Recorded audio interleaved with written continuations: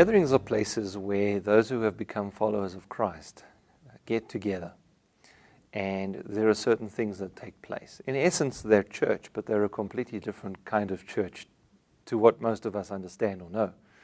So let me describe what a gathering basically is. It's a group of baptized believers. But it's not just a group of baptized believers. It's a group of baptized believers that gather together regularly. So there's a regular basis on which they get together. Some of our gatherings get together weekly, some get together monthly, some get together more than once a week. So they get together regularly, but that's not all that defines it. There are certain things that take place. And we say there are essentially three basic elements that take place when they get together. Number one is worship.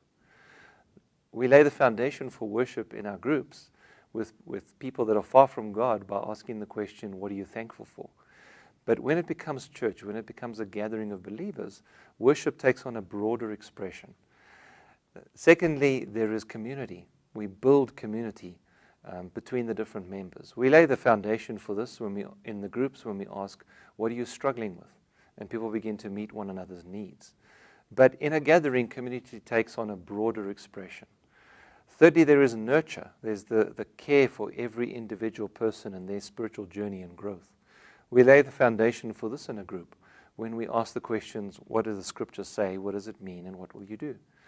But in a gathering, that nurture takes on a broader expression. And so they get together for these three main functions, but then they depart those gatherings, and they depart those gatherings on mission. They don't just go back into their normal lives and then come back to church the next week. They depart those gatherings on mission. And so gatherings are on mission throughout the week. And we ask a basic question in our groups that lays the foundation for mission. Who will you share, or how will you share what you've learned this week? But in a gathering, it takes on a broader expression. And so gatherings can be slightly bigger, they can be slightly larger, they can be smaller.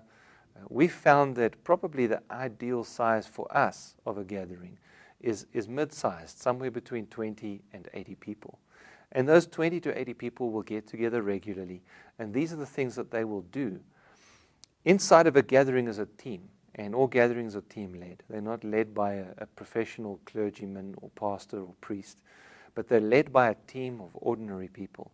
And that team leads the gathering together, but also that team is looking for new affinities or new places in the city that they can work into, that they can multiply into.